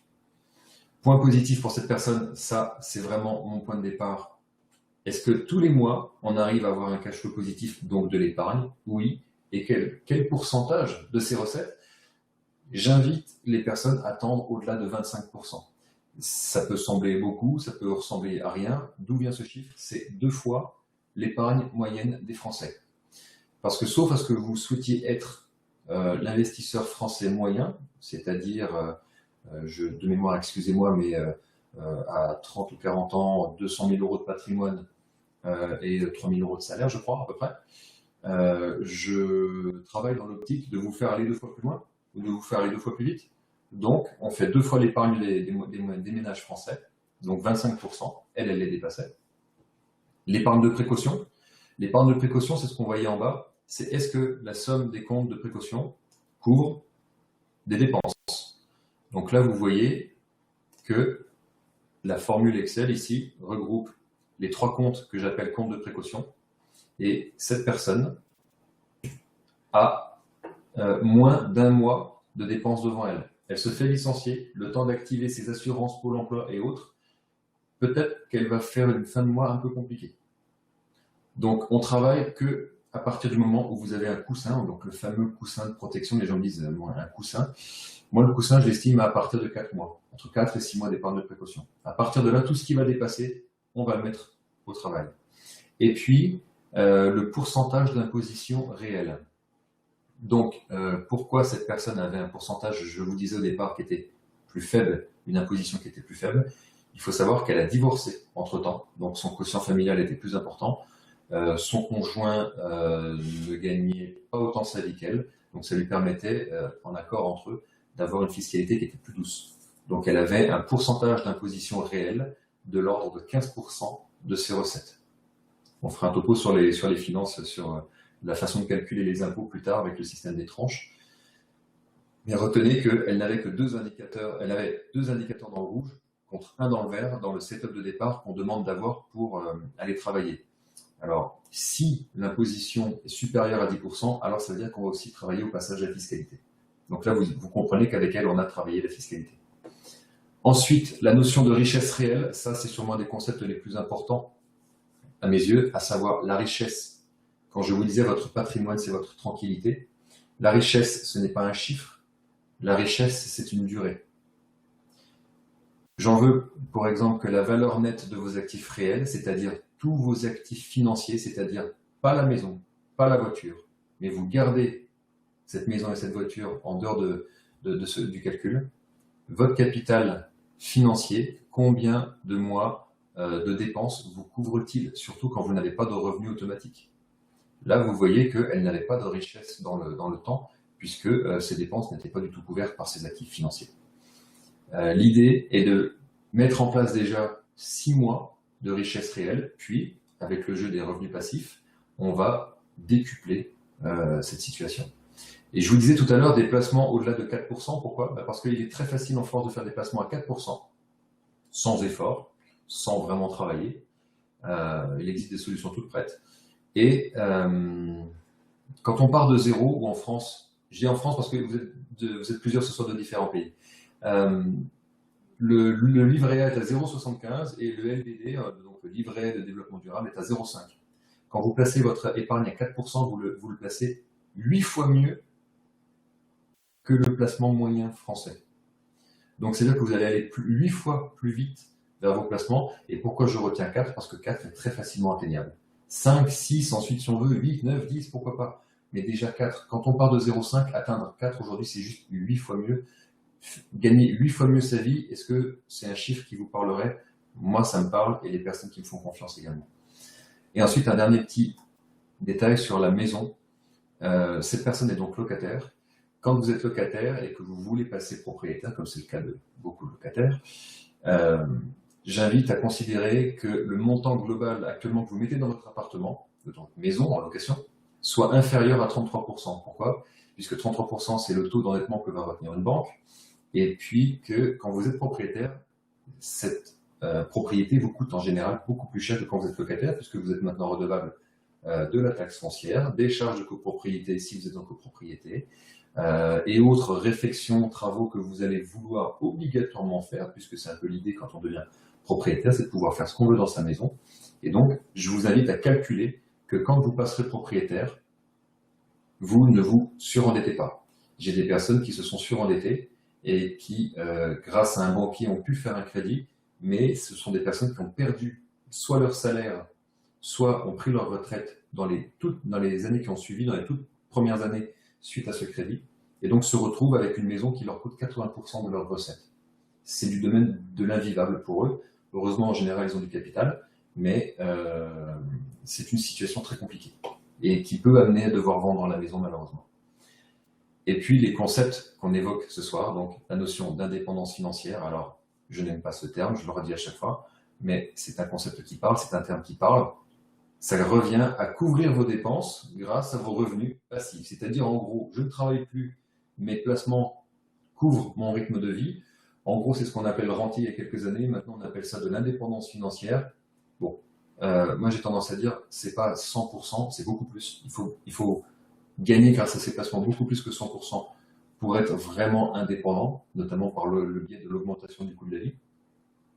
Donc, quand vous n'avez pas de revenus passifs, vous ne travaillez pas du tout cette indépendance, vous êtes obligé d'aller travailler, ou alors vous attendez que ce soit la retraite qui paye pour vous, ou le pôle emploi quand vous n'avez pas d'activité. Et j'aime bien donc décliner ça en est-ce que l'argent travaille pour moi, c'est-à-dire dans la part de mes recettes, quelle est la part des revenus passifs? Donc quelqu'un qui arrive à avoir 50% de ses recettes qui sont dues à des revenus passifs, en gros dans son esprit, elle peut se dire demain j'arrête de travailler, est-ce que je peux vivre avec 2 fois moins de recettes pour financer justement un départ, un voyage, un projet, et comme je l'observe heureusement ces derniers temps, des personnes qui osent se lancer, donc lancer une structure, lancer une entreprise, une auto-entreprise ou autre. Donc voici la façon de réfléchir que je mets autour de ça. Et une petite mention spéciale au cash flow net mensuel, épargne incluse, puisque le calcul que je mets là, de cash flow, c'est donc recettes moins dépenses, mais dans les dépenses, je n'inclus pas la part qu'on va mettre en épargne, puisque l'épargne, elle doit être mobilisable, disponible, récupérable. Donc ce n'est pas une dépense, c'est vraiment de l'épargne. Et l'idée, c'est de se dire qu'on a 3 000 € devant nous. Que fait-on de ces 3 000 €? Et bien notamment de l'épargne. Typiquement, on va avoir ici la ligne autres dépenses, c'est-à-dire que vous voyez que là, elle ne s'offre pas beaucoup de restaurants, elle n'a pas une vie qui lui coûte très très cher, mais typiquement, cette personne voudrait me dire, ben moi, je veux maintenant avoir un budget de plaisir mensuel de l'ordre de peut-être 1 000 €. Elle pourrait tout à fait le couvrir. Il nous resterait 2 000 € de cash flow. Et ces 2 000 €, encore une fois, on va utiliser l'épargne pour faire baisser ce cash flow net, épargne incluse, on va le faire tendre à zéro, ce qui veut dire qu'on monopolise bien le cash flow résiduel et qu'on le place où? Dans des actifs réels. Et la mécanique que je voulais vous présenter par le jeu d'un petit gribouillis que je fais souvent, mais c'est un gribouillis qui pour moi a eu un impact positif. Alors je vais vous le faire pour voir si vous le validez également. Je dézoome, donc ce n'est pas grave si vous ne pouvez plus lire, mais si vous suivez le raisonnement, quand j'ai des recettes, elles viennent couvrir des dépenses, et donc recettes moins dépenses me donne un montant de cash flow. Ce cash flow, quand il est positif, s'il est négatif, on a d'autres priorités, il y a d'autres ordres du jour. Et quand il est positif, qu'est-ce que je fais de ce cash flow? Ce cash flow, j'insiste encore une fois, il doit inclure votre rythme de dépenses personnelles. Cette personne, pour améliorer sa situation, m'a dit non, je baisse mes dépenses personnelles. On était à l'ordre de 200 €, elle voulait avancer. Et elle ne les a pas beaucoup augmentées depuis, pour être honnête. Donc, c'est vraiment votre rythme de vie. Qu'est-ce que vous faites du résiduel? Le résiduel, on va aller le placer sur des actifs réels. Et qu'est-ce qui va se passer avec ces actifs réels ici? Ils vont venir eux-mêmes gonfler les revenus passifs. Revenus passifs qui vont gonfler donc le cash flow, qui va du coup permettre d'aller remplir les actifs, qui vont grossir le cash flow, et ainsi de suite. C'est pour ça que je dis cash flow positif et patrimoine net positif égale roue de la fortune. Ça peut sembler simple, ça peut sembler évident, et pourtant si vous êtes là ce soir avec moi et si je suis avec vous aujourd'hui, c'est que je ne suis pas milliardaire, c'est que cette mécanique, il faut l'implanter, elle peut être longue, elle peut prendre du temps. Même moi qui suis de la partie, des fois il y a des actions que je tarde à faire. Pourquoi? Parce que je n'ai pas d'objectif des fois assez clair, et quand mon objectif devient clair, alors étonnamment, les outils, le comment, ne fait que découler d'un pourquoi qui est devenu très fort. Mais alors, vous allez me dire, c'est bien beau de faire grossir les actifs, machin, tout ça, mais il y a un moment, il faut quand même vivre. Et bien précisément, ce cash flow va permettre au fur et à mesure d'aller augmenter votre rythme de dépenses personnelles, augmenter la rapidité du remboursement de vos dettes, pourquoi pas contracter même de nouvelles dettes et piloter votre ratio dette-actif pour continuer d'être dans le levier. Ceux qui me connaissent savent que c'est ce que je fais. C'est-à-dire que je me mets toujours à l'équilibre, mais il y a beaucoup d'emprunts qui me permettent d'acquérir pas mal d'actifs, qui me permettent de générer des revenus et un cash flow et des emprunts et ainsi de suite pour augmenter le capital final et augmenter les remboursements de capitaux à la fin de chaque mois. Puisque tout ça, le but du jeu, c'est dans mon objectif personnel, à 10 ans, avec famille, femme, enfant, pouvoir, quand je le décide et que mes enfants auront l'âge d'eux, partir 6 mois, 1 an, vivre notamment, pourquoi pas, aux États-Unis ou en tout cas un pays anglophone pour permettre pendant une année de coupure à des enfants d'acquérir une langue étrangère par le parler local. J'ai eu cette chance quand j'ai fait moi le tour du monde personnellement de mon côté pour le vivre. C'est quelque chose qui fait partie de mes objectifs. J'ai une vision à 10 ans et donc dans 10 ans, il me faut un montant d'actifs capable du coup de générer des revenus passifs qui vont générer des sommes qui vont couvrir mes projets.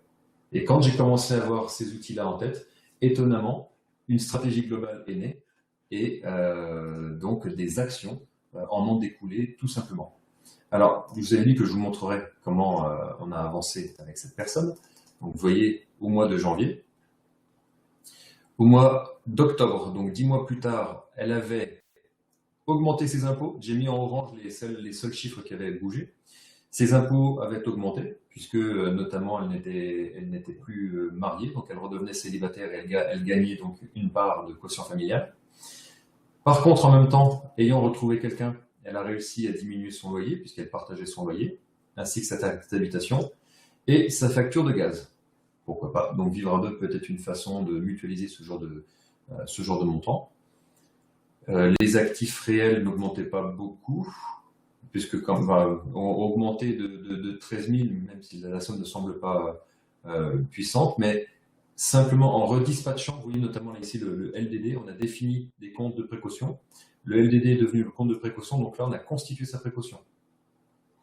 Je remonte, en janvier, épargne de précaution 0,8 mois, et maintenant, en octobre, elle avait devant elle 5 mois. On avait donc 2 des 3 premiers critères qui étaient bien passés dans le vert. Mais maintenant, l'imposition commence à devenir un peu galopante. Tout ce qui est au-delà de 15-16%, il faut le travailler. Pourquoi? Parce qu'en général, il est assez simple de retomber à une imposition inférieure à 10%.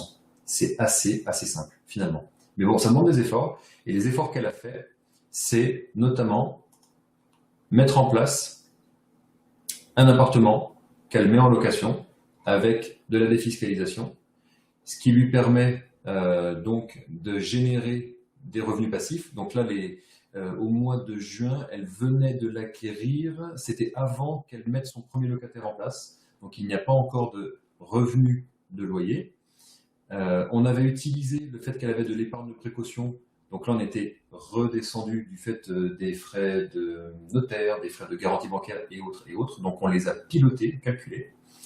Mais malheureusement, alors ça c'est pas de bol de son côté pour le coup. Vous voyez, on est en juin 2016. Elle a eu une augmentation et de gros bonus en fin d'année 2016. Et donc, l'augmentation de son salaire et l'augmentation de ses bonus ont juste multiplié par 2 les impôts qu'elle payait par rapport à l'année précédente. Donc, c'est-à-dire que cette personne continue d'avoir une bonne situation financière, mais une situation fiscale qui part pas dans le bon sens. Donc là, on est en train de travailler des solutions simples qui vont lui permettre de fortement réduire cette facture. Le crédit d'appartement qui est ici. Et vous voyez, entre-temps, pourquoi elle a réussi à faire grimper son patrimoine net? Parce que notamment, on a fini de solder le crédit étudiant. Le crédit conso continuait de bien descendre. Et donc là, en août, magie des chiffres, le crédit conso perdait 4 000 €. Le crédit appart perdait 7 000 €, ce qui donnait d'ailleurs une valeur nette à l'appartement revendu tel quel, déjà de 3 000 € s'il était revendu le prix d'achat, à confirmer, mais donc zéro plus-value. Partons du principe qu'il y a zéro plus-value. Et elle est en train de mettre en place un placement financier dont le profil de rentabilité est bien supérieur à ses comptes type LDD. Et vous voyez, donc là, typiquement, elle a le compte savings, donc le 48, c'est le LDD. Il y a 12 000 € sur un LDD qui vont générer 10 € par mois d'intérêt. Et avec seulement 2 000 € sur ce genre de placement, on va y être quasiment. Et ce n'est que le début. Mais on va notamment utiliser le fait que son cash flow net mensuel doit être diminué de ses placements. Et vous voyez une petite coquille, il y a une petite coquille dans le calcul. C'est pas bien, c'est pas comme ça qu'il faut écrire la chose. Ben ça, c'est les jeux du direct. Hop. 36, j'ai du mal à lire. Oui, si, c'est bon. Elle a bien 1 000 € d'épargne tous les mois, ce qui fait que son cash flow net mensuel, mais épargne incluse, est encore très largement positif. Elle a encore très largement de quoi vivre au quotidien.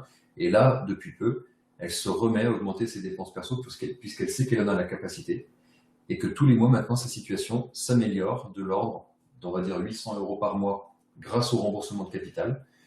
Son placement financier va lui générer des placements et des leviers que je peux vous présenter si vous voulez aller plus loin. Je peux vous présenter le type de levier qu'on peut utiliser.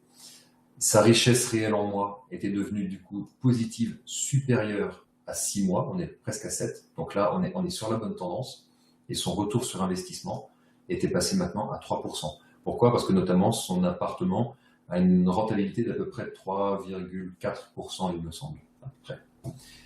Et son habitation, encore une fois, vous voyez que comme on augmente les recettes, là, il y a donc les loyers qui apparaissent, gestion, frais de gestionnaire, enfin, tout frais de fonctionnement inclus.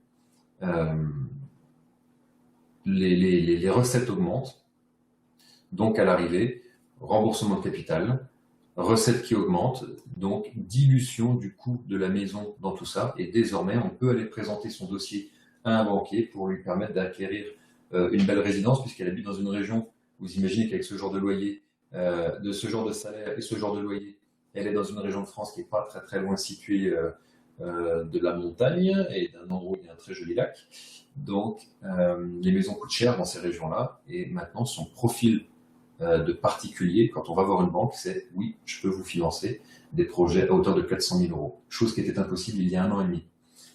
Voilà tout simplement une chronologie qui partait pas gagnant-gagnant, qui venait en plus d'un profil d'une personne qui sortait d'une situation un peu compliquée, notamment le divorce, des frais, de la fiscalité qui est juste fait x2 dans le temps de travail qu'on a mis ensemble en place, c'est-à-dire que c'était pas gagné non plus vis-à-vis de la fiscalité. Et pourtant, il nous reste de la marge de manœuvre à la fin du mois. Tous les indicateurs sont au vert, sauf l'imposition pour l'instant, qui n'est pas assez baissée, mais on est en train de travailler des solutions en ce moment. Et à l'arrivée, son profil qui s'améliore pour ses projets perso, à savoir acquérir sa maison dans l'année, dans les 12 mois à venir. Elle se met en mode recherche. Est-ce que cela vous semble cohérent, compliqué, difficile, intéressant? Qu'est-ce que vous pensez de la réflexion qu'on vient de mener sur un cas comme elle, par rapport à des situations dont je sais certains que vous m'avez évoquées? Je sais que majoritairement, dans les personnes qui ont rempli, vous avez donc des cash flows positifs. Vous avez également majoritairement des patrimoines nets positifs. Est-ce que vous avez déjà posé ces chiffres devant vous? Est-ce que vous pilotez votre budget? Auquel cas, ce fichier Excel peut-être peut vous aider à poser maintenant des ratios que vous n'aviez peut-être pas mis en avant de façon aussi, je vais dire, forte, puisque moi je pilote beaucoup de choses simplement au cash flow, et ensuite qu'est-ce que j'en fais? Très clairement. Et vous pouvez partir dans tous les sens, faire de l'investissement en entreprise, en tous les trucs divers et variés qu'on trouve sur Internet et tout ce que vous voulez. Tout ça ramène à une simple et unique question: est-ce que j'ai plus d'argent qui rentre que d'argent qui sort? Et une fois que j'en ai plus qui rentre que d'argent qui sort, qu'est-ce que j'en fais? Et que devient ce patrimoine et comment je vais aller dynamiser ce patrimoine? D'où le fait d'aller chercher, notamment pour l'anecdote, dans le placement financier qu'on met en place, du 4,5%. Pourquoi 4,5%? Notamment parce que c'est au-delà du 3% qu'elle a avec son appartement. Donc je lui dis maintenant, désormais, tu as interdiction de placer ton argent en dessous de 3%. C'est-à-dire ton LDD, ton livret A, tous les livrets bancaires, même ton PEL, du coup, je pensais que le PEL me faisait sourire. On est en dessous de ça, donc en fait, tu vas abîmer la rentabilité de tes placements. Donc on va aller chercher au-dessus de ça. Pourquoi actuellement elle a encore de l'argent sur ces comptes-là? Tout simplement parce que c'est ce qui permet de constituer cette fameuse épargne de précaution. Et maintenant, tout ce qui la dépasse, on la dynamise avec des placements financiers, des placements, pourquoi pas, immobiliers. Voilà ce que j'avais à vous présenter pour ce soir. Voilà ce que je voulais dire dans les grandes lignes. Sachez que cette façon de travailler, je me l'applique à moi-même pour mes finances personnelles. Et c'est la même mécanique que j'emploie sur la gestion des finances de mon activité, de mon entreprise. Le cash flow, le bilan, le compte de résultat. C'est juste qu'avec un fichier Excel, ça peut sembler plus simple et pourtant c'est un fichier qui a une mécanique dont les conclusions sont assez virulentes quand on ne veut pas voir la vérité en face et donc les efforts qu'il y a à faire. Mais en même temps, ce matin, je travaillais avec une personne qui avait donc un cash flow négatif. On a décelé qu'il suffisait pour elle d'aller chercher chaque mois 7 clients de plus dans son activité. Elle est indépendante dans l'esthétique. Il lui suffit d'aller chercher 7 clientes de plus. Elle me dit: ah oui, j'avais pas conscience de ce chiffre. Donc tout simplement, on peut piloter les chiffres d'une activité, d'un particulier, d'une entreprise, voire même les finances d'un État, si on voulait être un petit peu mégalo, mais pourquoi pas. Ce qui rentre, ce qui sort, on parle souvent de la dette publique. Donc je vous laisse imaginer la pauvreté du bilan de l'État français si je devais mettre en face les recettes, les dépenses, les actifs, les passifs.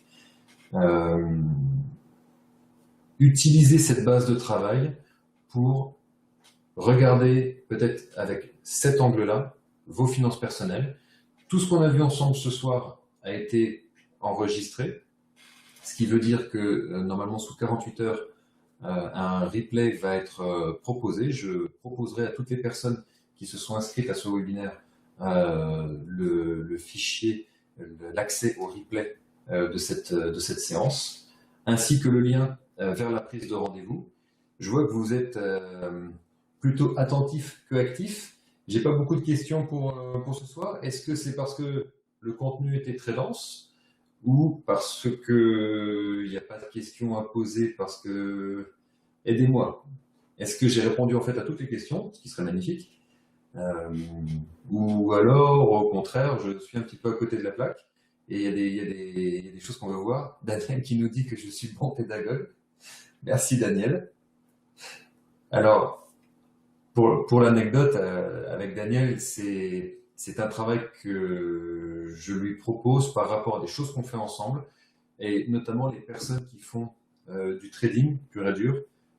Ce sont des personnes qui cherchent une rentabilité de placement qui sera bien au-delà des 4,5 qu'on évoque là sur les placements financiers que j'ai proposés à cette cliente. Elle, c'est un placement où elle n'aura pas à mettre les mains dans le cambouis. C'est moi qui m'en charge. Par contre, pour ceux qui mettent les mains dans le cambouis, notamment Daniel, pense à remettre donc le compte de trading dans la case des actifs réels et quel genre de revenus, suite au travail qu'on a fait justement, quel genre de revenus soit tu en attends, soit tu en extrais toi volontairement par le biais de rachats programmés chaque mois. C'est bien arrangé. Thierry qui dit que c'est bien arrangé le placement en trading ou la structure qui est devant nous là à l'écran? Parce que l'idée du compte de trading remis dans le contexte des actifs réels générateurs de revenus, ça veut dire générateur de cash flow, c'est-à-dire ce cash flow positif, où est-ce qu'on le réalloue? Est-ce qu'on le réalloue dans le remboursement de dette ici, ce qu'on a utilisé dans son cas à elle, ce qui a permis de faire fortement chuter son endettement et donc rembourser rapidement du patrimoine. La structure, ok. J'aime bien cette structure, elle me fait sourire parce que c'est l'évidence même. C'est beaucoup de bon sens, mais en ce qui me concerne, je peux vous parler de mon parcours perso. Le jour où j'ai vendu l'entreprise, je me suis retrouvé, donc mon entreprise il y a plus de 2 ans maintenant, je me suis retrouvé, vous imaginez, sans revenu, ou quasiment sans revenu, parce que la beauté de la France, quand vous êtes ce qu'on appelle gérant de société, vous êtes sous le statut TNS, qui s'appelle donc travailleur non salarié. Ce qui veut dire qu'en France, quand vous êtes un chef d'entreprise, on estime que vous n'avez pas le droit, ou que c'est pas très, vous gagnez tellement bien votre vie que vous n'avez pas besoin de cotiser au Pôle emploi. Ça veut dire que du jour au lendemain, tout s'arrête. Vous n'avez pas d'allocation, vous n'êtes pas aidé, vous n'êtes pas piloté. Il a fallu tout remettre en place. Ça veut dire que quand vous avez des outils devant vous, et Internet regorge d'outils, c'est très facile d'utiliser tous les outils que vous voulez. Si vous n'avez pas au-dessus un bon pourquoi et en dessous de ce pourquoi une mécanique, une structure, vous pouvez partir dans tous les sens. Je compare souvent ça à un bateau qui vogue. Je ne suis pas très marin, mais j'ai des copains marins qui me donnent cet exemple-là. Je l'aime bien parce que ça donne des jolies photos quand ils font des couchers de soleil. Vous pouvez voguer avec un bateau, vous êtes sur l'eau, vous pouvez naviguer. Si vous ne vous donnez pas une destination, vous pouvez naviguer. Mais il y a de très très faibles chances que vous arriviez à la destination que vous auriez aimé atteindre. Parce que aller à Ibiza, ça peut être sympa, mais enfin, si on part du port du Havre et vers le nord, il y a peu de chances d'y arriver. Donc, un objectif clair, une structure, et ensuite, dans cette structure, on va utiliser effectivement des outils. Ce qui, moi, m'a converti et m'a remis très très vite les pieds en place, c'est que cette réflexion, je voulais l'instaurer dans mon entreprise, et le partenaire avec qui j'étais, donc l'associé avec qui j'étais, n'était pas encore prêt avec moi à travailler dans cet axe-là, donc je n'avais pas les outils. En fait, la structure n'était pas terminée. Quand il a fallu l'instaurer pour moi, les premiers mouvements ont mis un peu de temps à se mettre en place parce qu'on se dit, bon, d'accord, on y va, mais bon, rien de presse. Sauf que les impôts vous rattrapent, les situations vous rattrapent, donc il faut à un moment donné activer.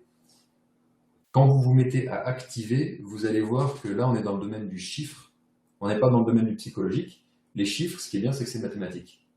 Quand il y a 10 euros, 10 euros, 10 euros chaque mois qui sont placés d'une certaine manière, au bout d'un an, ça a tendance à faire 120 euros plus intérêt. On part sur 10 euros, on peut partir sur 1000 euros. Et puis, on a parlé des dépenses personnelles. Là, je vous ai dit, par exemple, qu'elle avait des dépenses personnelles qui avaient légèrement augmenté ces derniers temps. Elle m'a dit, bon, elles ont un peu augmenté. On peut s'amuser en direct, par exemple, même si je vous ai dit que cette personne avait une structure de dépenses de l'ordre de 1000 euros. Comment faire pour dépenser 1 000 € chaque mois? C'est pas compliqué. Vous ouvrez un compte à part, c'est ce que je fais faire en général aux personnes qui me font confiance. Vous ouvrez un compte à part dans une structure bancaire gratuite. Maintenant, Internet en regorge. Biforbank, Hello Bank, il faut que j'en cite un troisième, Boursorama, Fortunéo, voilà, je les ai tous dit, il y en a d'autres. Vous avez une carte bleue gratuite et un compte sur lequel il n'y a pas de frais de gestion. Donc, elle, je lui fais placer, ou je vais lui faire placer, dans son cas, j'ai une autre personne avec qui j'étais hier qui va le faire là, mais elle va l'activer sûrement prochainement. Vous envoyez des sommes sur ce compte et vous l'utilisez pour vos dépenses personnelles. Quand le compte tombe à zéro, vous ne pouvez pas dépenser plus, et le reste de cette mécanique continue de fonctionner en ayant enlevé le facteur influençant négatif de toute cette mécanique qui fonctionne, c'est-à-dire vous. C'est vous qui allez dépenser plus que nécessaire, c'est vous qui allez casser la mécanique, parce que mathématiquement, quand vos prélèvements sont mis en place, ils ne vont pas bouger. Qu'est-ce qui va bouger? Vos impôts. On a 4 à 6 mois de précaution devant nous pour absorber une augmentation de fiscalité. On utilisera du coup l'épargne de précaution pour cela. On ne va pas taper dans les investissements pour rembourser. On a de l'épargne de précaution, le coussin a été constitué. Quand on a besoin du coussin, on l'utilise. C'est à ça qu'il sert. Donc, vous voyez qu'elle peut très bien, si on reprend ces chiffres, elle peut très bien avoir des dépenses personnelles de 1 000 €. Ça va donc, bien sûr, baisser son cash flow. Mais même en plaçant 1 000 € chaque mois sur un nouveau support, il lui restera encore plus de 900 € de dépenses personnelles. Alors peut-être que cette personne, quand on va se reparler prochainement, je vais lui dire, il va falloir que tu mettes 1 800 € chaque mois sur ton compte de plaisir. Voyage, elle aime beaucoup les concerts, notamment les concerts à l'étranger. Qu'est-ce qu'elle aime d'autre? Les voitures aussi, on s'entend bien sur ce sujet. Donc je lui dis, voilà, il faut que tu fasses attention, là tu as 1 800 € à dépenser chaque mois. Pourquoi? Parce qu'aujourd'hui, mathématiquement, le calcul tient la route. Et si jamais il y avait un mois où les dépenses changent, notamment les fins d'année, là on va y arriver, les requalifications d'impôts, où ils vous reprennent un petit peu plus ou autre, on utilise l'épargne de précaution. Une facture qui, veut tomber tous les mois, en fait, elle est annualisée, elle va être absorbée. Votre compte courant devient simplement une mécanique. Vous ne faites plus de dépenses dessus, vous laissez tout ça fonctionner, et vous utilisez un compte à part, personnel, gratuit. Alors utilisez, je vous dis, personnellement, j'aime bien Biforbank. Je trouve que ça se passe bien. C'est une filiale du Crédit Agricole, si je ne dis pas de bêtises. C'est assez pratique. Enfin, en tout cas, il y a une mécanique, elle peut fonctionner. Le tout pour vous, c'est d'avoir ces deux chiffres-là dans le vert. Une fois que cash flow et valeur nette de vos actifs passent au vert, ce n'est qu'une question de mécanique, d'allocation d'actifs, comme on le dit, et de gestion de votre trésorerie. Et pour ceux qui ont des situations qui continuent de s'améliorer, alors vous augmenterez votre rythme de vie. Mais pas avant. Pas tant que la situation n'est pas au vert. Voilà. Écoutez, si je pense qu'au travers de ce que j'ai dit, j'ai essayé de répondre aux questions de ceux qui m'avaient écrit avant la formation, j'ai essayé de près ou de loin de passer sur les questions discrètement qui m'ont été posées. Si quelqu'un veut rebondir sur ce qui a été dit, poser une question, il n'y a pas de question bête pour le coup, n'hésitez pas. Je vous invite à réécouter ou revoir certains points qu'on a vus ensemble ici. Cliquez sur le bouton de prise de rendez-vous si ça vous intéresse d'avoir un échange avec moi, un premier échange tout simplement, faire simplement une prise de connaissance ensemble, et puis pourquoi pas d'aller plus loin et d'aller chercher les placements et autres restructurations que je viens de vous présenter ici, tout en vous souvenant que je suis moi-même mon premier client et que donc par ce biais-là, je ne peux pas travailler avec plein de gens parce que j'ai déjà du boulot perso, mais que surtout j'ai pas besoin de facturer des choses, des tarifs complètement déconnants. C'est-à-dire que l'idée, c'est de vous accompagner jusqu'au remboursement rapide de ce qu'on fait ensemble, et ensuite le reste, la structure, l'esprit, il est pour vous, et on peut garder ensemble un suivi de mise à jour biannuel, triannuel si vous le voulez, pour piloter vos finances, et que je continue de vous pousser aux fesses, pour parler clairement, plusieurs fois dans l'année, au moins une fois dans l'année c'est un minimum, mais plusieurs fois dans l'année c'est souvent ce qui est pratiqué, pour décupler votre situation et soit vous sortir d'une situation compliquée, comme c'est le cas de la personne avec qui je travaille de ce matin, ou simplement vous permettre de surfer sur une belle situation et la décupler et continuer de vous pousser à avancer dans une bonne direction. Voilà. Bon, je ne vois pas de questions arriver. Je propose qu'on fasse le tour pour ce soir. Je pense que la boucle est bouclée. J'espère que vous avez passé un agréable moment. En tout cas, moi, j'ai pris plaisir à vous expliquer cette façon de travailler. J'espère qu'elle vous a inspiré. Euh, Bonsoir Daniel, et merci à toi, merci de ta présence. Daniel n'était pas obligé de venir ce soir. On a des choses qu'on évoque déjà ensemble. Merci d'avoir dit du bien de moi ce soir. C'est très gentil de ta part. Merci Thierry. J'espère que même si vous ne prenez pas de rendez-vous, que cette réflexion vous aura aidé et que si vous prenez rendez-vous, j'espère qu'on aura l'occasion d'avancer ensemble et de vous faire des choses aussi agréables que cette personne qui, bien sûr, au fil du temps, est devenue une amie et avec qui on s'entend aujourd'hui parfaitement bien. Je vous souhaite une très agréable soirée. Merci d'être venu. Vous étiez relativement nombreux à être venus ce soir. Des nouveaux, quelques anciens, quelques personnes qui me connaissent déjà. Je vous dis à très bientôt pour la suite, avec plaisir. Portez-vous bien et faites attention à vos finances personnelles. Portez-y un regard constructif. À très bientôt. Bonne soirée à vous. Au revoir.